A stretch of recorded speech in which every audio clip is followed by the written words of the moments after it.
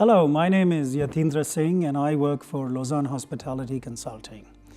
Today I would like to talk to you about service and experience design as a strategic differentiator for all businesses. I'll steal from a model that was developed by Pine and Gilmore, which they said that economic value grows in steps, and they mapped economic value for organizations. So on the vertical axis, I'll talk about positioning, this being unique, that being average. And on the horizontal axis, I will talk about pricing, high priced, average priced. And when you map the evolution of organizations and of goods in trade, you find that at the bottom, you have commodities. So commodities will be coffee, pepper, paper, water, XYZ.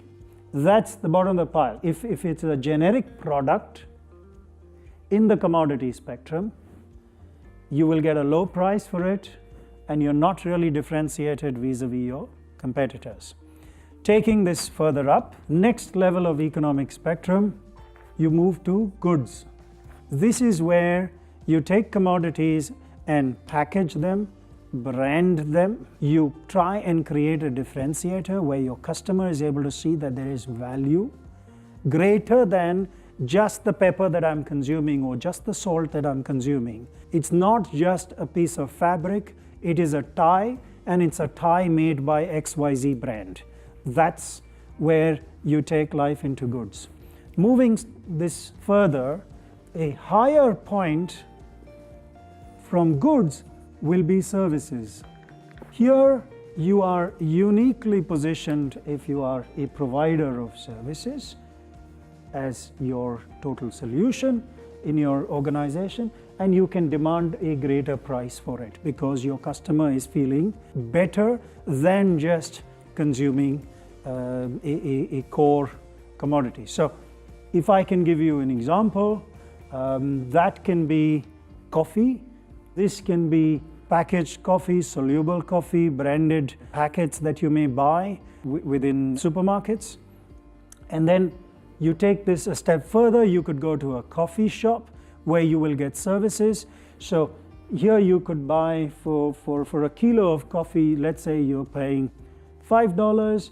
When it's packaged, you'll start paying $10. And when you receive service along with that coffee, you may start paying $15. And that's how economic value that you gain as an organization gets greater.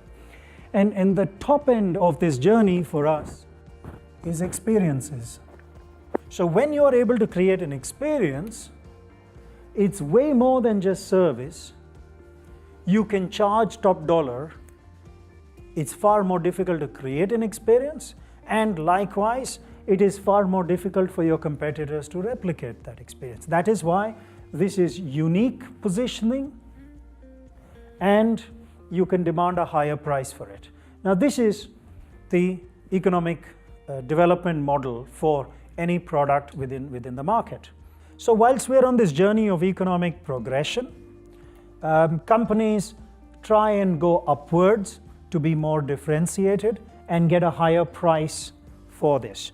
So companies are taking their products and commodities and moving in this direction. That is the job that companies are trying to do. That is the job that all of us designing strategy are trying to do. Now, in the meanwhile, we've got this monster called the internet.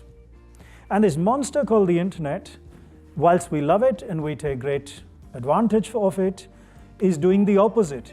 It's trying to take us downwards. Not so long ago, you had aviation companies that were giving us top-end services, and then with the arrival of the internet and easy distribution, you got the Ryanairs and EasyJets of the world who said, hey, forget about service, I can help you compare an aircraft seat and a point-to-point fare from city X to city Y, and I can get you down lower.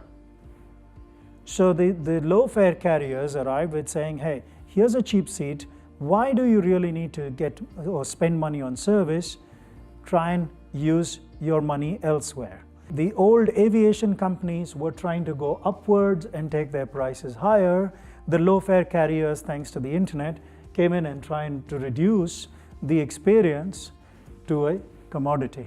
And that's the battle. So we're trying to go upwards with our strategy, and the internet is trying to pull life downwards. Now, in this battle, if you were to identify a space for yourself somewhere here in the zone of service and experience, then there's a greater chance that you can demand a higher premium on your products, whatever be your products, as you go forward. And that's why we use service activation within all companies, within all organizations, within all businesses. Service is something that we use in the hotel trade. Service is something that you can use as much within selling cars or selling machinery. It is a fact that when Apple stores were created, late Mr. Jobs went and benchmarked Ritz-Carlton hotels. So he understood the service component of Ritz-Carlton Hotel and then tried to integrate that into his Apple stores. And that's why you don't go into an Apple store and negotiate the price of the product. You go into an Apple store for the Apple experience, and you're willing to pay that price for it. Once you've understood that service can be, or experience can be, a unique differentiator for your company, you'll come straight back at me and say, how do I do this? How do I organize it? What do I do? Great, I've put service as a differentiator and a USP in my strategy, but then how do I organize service in my company?